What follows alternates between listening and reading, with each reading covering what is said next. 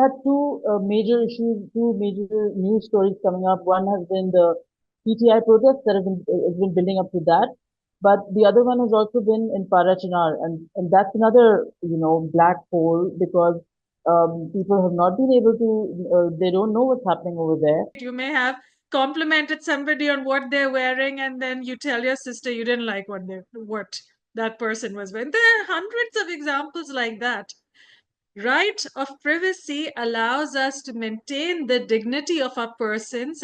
Every fault that we have does not come in front of the public. And that is a right even given to us by Quran and Hadith, plus the Constitution of Pakistan and the United Nations Charter for Universal Declaration of Human Rights. But I think we're giving it up too easily. So what the government is doing, what the laws and regulations that they are passing in order to give legal cover to very unconstitutional acts. And this includes a parliament that does not know what it is voting on. It includes entire constitutional amendments that are passed without any public debate or even the legislators getting access to it. So that shows us that even if things are quote unquote legal, they're not really constitutional and they're not really done in a democratic manner.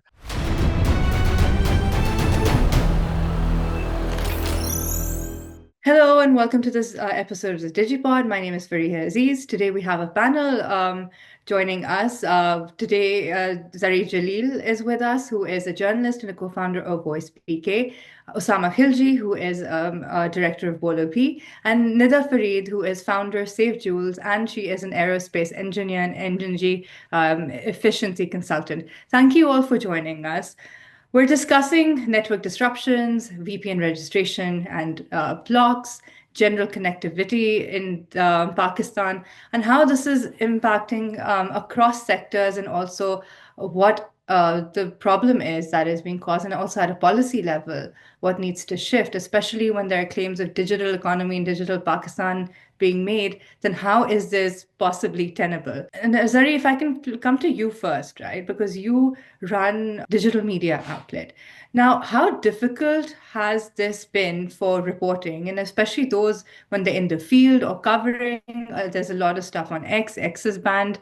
Mobile data, you can't, WhatsApp features don't work. How has it been this year, especially for reporting? I mean, if you want to talk about the entire year, we've been having problems since February, since the general elections, because internet slowdown. We've been facing internet slowdown, and everybody knows since the beginning of the year, since this new government came in. So, I mean, there's not much to say about that. But during the past weekend, during the past 2, 3 weeks, I mean, especially last week, when we saw the entire situation, the fiasco that happened in Islamabad, the beach area. I mean, it's been so bad with journalists. They have not been able to access their sources. They have not been able to send information, to find, to collect information online. And as it is, as a journalist, I mean, if you want to look around, if you want to find out something, half your sites are blocked for that are for Balochistan. So, you can't access those. You have to use a VPN to circumvent that. And then, sometimes Indian sites are blocked. So these two are blocked all year round anyway. But when it came to, these protests and all, I mean, we were really frustrated because we had our reporters on the field. We wanted them to send in the stories or the coverage, live coverage, and we were not able to get that coverage. And during the past 2, 3 weeks, I'm sure everybody knows, or maybe a lot of people don't because it's not been there on the mainstream, media. But we've had two major news stories coming up. One has been the PTI protests that has been building up to that, but the other one has also been in Parachinar, and that's another black hole because people have not been able to. They don't know what's happening over there. We have reporters there, but they cannot cover it for the mainstream media because of maybe their policies. It's an unsaid thing, or maybe it's written down somewhere or the other. You can't talk about what's happening over there. But the point is that that leaves digital media as the only source of information. So most people gather their information from Twitter or from digital platforms, and we were not able to do that. So as journalists, we have access to people over there, but we can't get their stories, and we cannot get it from any other sources as well, either. And that's one of the most primary issues that we've been facing. And then on ground, I mean, journalists have been telling me, I've been talking to them, and they've said that we had issues uploading our stories or videos, and even something as simple as a voice note or an image that usually just takes a couple of seconds to just, be delivered. They could not send them. And this causes so much noise. And I mean, also, if you think about it, there's a lot of fake news going on because of this also. Because, if you don't get the facts out there, how will you verify them? How do you know what's going on? It's taking it's not taking minutes anymore. It's taking hours to get the news that usually took minutes. And now, obviously, that leaves a lot of vacuum and, space for fake news to develop. So these are some of the really, really important aspects that journalists have been facing, especially while covering. Thanks, Xari. Nida, I'd like to come to you. You recently wrote about the VPN bans and there's registration that is ongoing. And then now we've been told that the deadline has been extended. And everybody is looking at it from a sort of corporate perspective, and that's been discussed. But what you discussed is why VPNs matter from a privacy point of view, especially why citizens should care. Could you elaborate a little bit more about this? Yeah, Farieha, the thing is, as you said, everyone is talking about the impact on businesses by registering or banning or restricting VPN use. But the honest truth or the reality of the world is that every individual should be using a VPN right now. Okay. Till say I would say about 10 years ago, no, even 15 years ago, when WhatsApp and Facebook and all these applications became part of our life, and cameras came onto our cell phones and laptops, cameras and mics, right? So since that moment, nobody has privacy in their homes anymore. Okay, we expect a certain amount of privacy when we enter our home, and that's how we are able to live our lives with peace of mind, because we know there are no outsiders at the moment. We can be ourselves. We can live our lives as we please without any eyes or any eyes watching us or any ears hearing us, right? But the reality of the last decade or two, as cameras and mics have come into our devices and as our lives have gone very much online, is that to maintain that level of privacy that we had 20 years ago, every citizen needs to use a VPN. I would say about 10 or 15 years ago, we thought antivirus software and a firewall, and that's all we need, and we are safe, right? We all installed antivirus software because we were afraid of malware being installed on our computers, right? Hackers coming in, taking our data, stealing it, and all the risks that are associated with that, right? So everyone has an antivirus software. Now, this is the same for VPNs right now. Okay, any of our cameras or mics can be hacked, right? At the same time, we know that governments increasingly around the world are increasing surveillance of people. If you are not using a VPN, what that means is that they can track each and every website you are going to, and knowing your IP, if they know which website you're visiting, although websites are secure because they have HTTPS protocols, right? But if they were to Safina that website for your information, right, they can do that because they know that your IP address visited that website at such and such time, right? So that is how they can track you if you're not using a VPN. So VPNs are not just about businesses. VPNs are very much about an individual maintaining their right to privacy and the right to maintain the dignity of their person, right?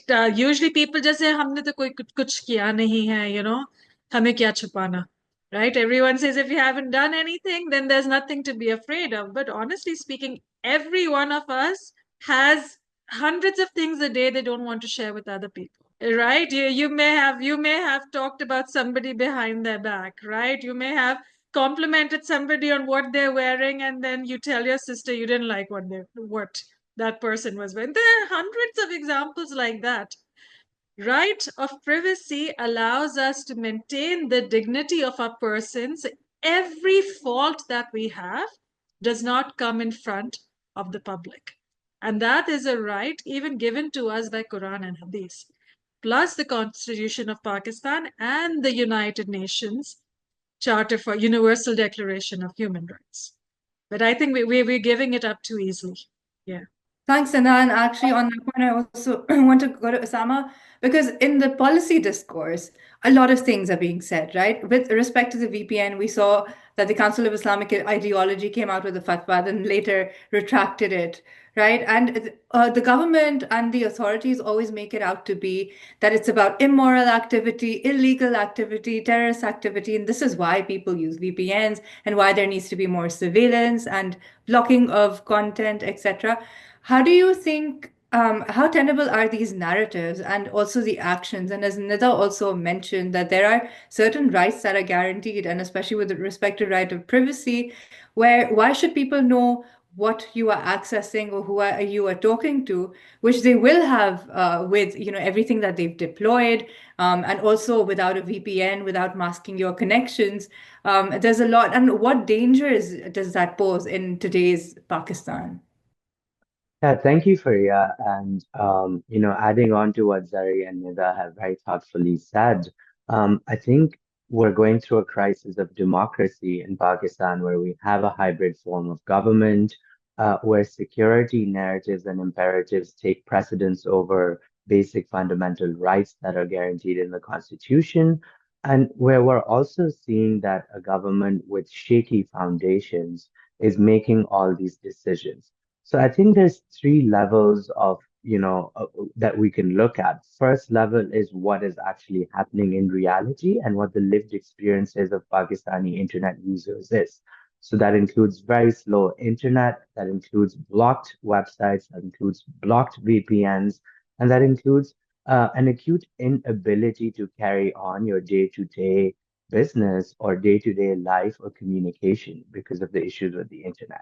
Then on a second level, we have the question of what is legal and legality. So whether or not what everything the government is doing is rooted in law, whether it is really democratic, and whether it complies with what the constitution of this country guarantees under the fundamental rights that are outlined in it. And that's a big question because a lot of what they're doing is illegal. And then on a third level, is really the constitutionality of lawmaking. So what the government is doing, what the laws and regulations that they are passing in order to give legal cover to very unconstitutional acts. And this includes a parliament that does not know what it is voting on. It includes entire constitutional amendments that are passed without any public debate or even the legislators getting access to it. So that shows us that even if things are quote unquote legal, they're not really constitutional and they're not really done in a democratic manner. And I think on these three levels, then we realize that what the situation seems to be and what the statements from the government and state representatives are coming are not rooted in reality. And that leads us to issues of, lack of transparency. And that lack of transparency then causes extreme uncertainty in politics, in society, and in everyday life, and especially in business.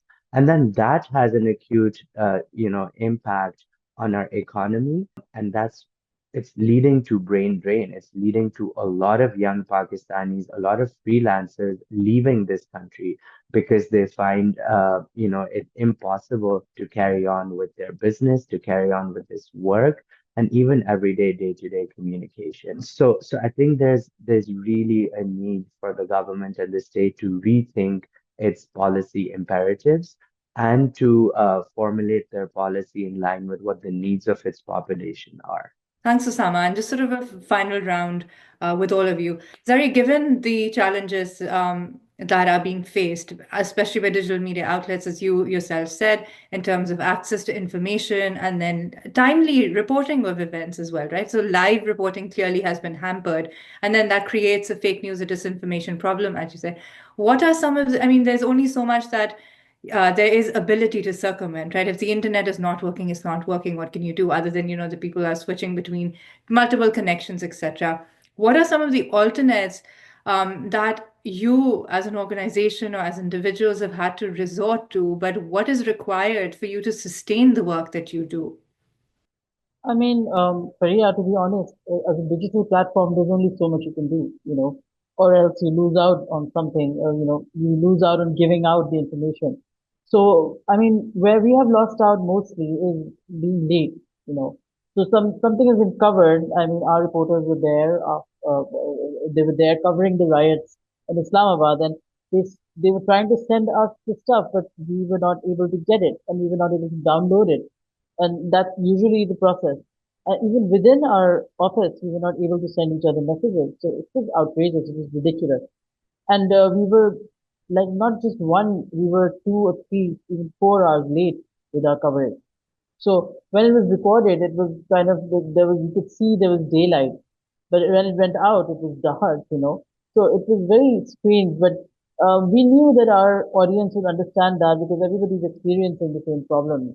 And also, there's another thing that mainstream media isn't covering everything, so you have an edge over there. But I mean, there's only so much you can do. You can't really go manual. You're a digital platform, and you need video coverage. You need video interviews. Sometimes you need to go onto Zoom and interview people, or you need people. Just a lot of communication is done through WhatsApp. I mean, especially with remote areas, and we rely a lot on these digital apps, so it becomes very difficult, and time is of the essence. So that's a big thing. And there's another thing also that like Matilda John was abducted the same day. He was disappeared. So I mean, I think a lot of other people might have faced. I'm not saying the same issue, but they have faced similar emergency situations. And journalists, they need immediate contact with their officers, with whoever their network, and they need that internet over there. So the main problem that we faced was concerning mobile data. So most of our journalists, they had to go all the way back to their office and first, transfer their files onto their laptops and then send it through Wi-Fi or broadband. And that was really inefficient because that was slow and it took hours to reach, really. Something that would go in 20 minutes would take like half an hour or more. I mean, not half an hour, 40 minutes or more. So it was really inefficient, basically. Which really defeats the purpose of having internet and moving to the digital era if you're really going to have to move back to the, traveling by physical distances. Nida, in your sector, and you connected with, of the commerce industry as well and the IT industry, what day-to-day hindrances have been caused as a result of the disruptions that are taking place? And what would be your recommendations and what is it that needs to be rectified immediately before what, as Usama also said, is that there is a brain drain, but not everybody can relocate either. Right? So what happens in that situation? Yeah, I think you have 2 or 3 questions inside that. I want to actually take one point that Xari mentioned, which was, if there's an emergency, they were not able to contact each other. And unfortunately, we've been going through this since they started shutting down mobile phones for any excuse whatsoever, right? Every time they say it's because of security concerns, they're trying to protect people. But the reality of it is that, if somebody wants to do a criminal activity, they'll figure out a way to do it. But who actually gets hurt by such bans and such cutoffs of communication are really the common man, right? So when the mobile phones get shut down, nobody talks about the people who maybe have emergencies at that moment, right? People getting sick on the road, people getting having their car breaking down, people having having heart attacks on the road. Like you don't know what is going on with people, right? Where and they need that mobile phone at that moment and they're not able to use it. So it's the same with internet, with VPN, with anything. Whenever the government uses the excuse of security and says that they are trying to protect us, they are not protecting us. We all know that these are not methods of protection. these are methods to suppress dissent and to increase surveillance. These methods have nothing to do with increasing the rights or access to security or access to of the common man. In our case, mainly what we are just going through, I think all the people on the ground who actually use a VPN in Pakistan are going through, is that they have 2 or 3 different VPNs that they juggle to get access to the internet in a secure way.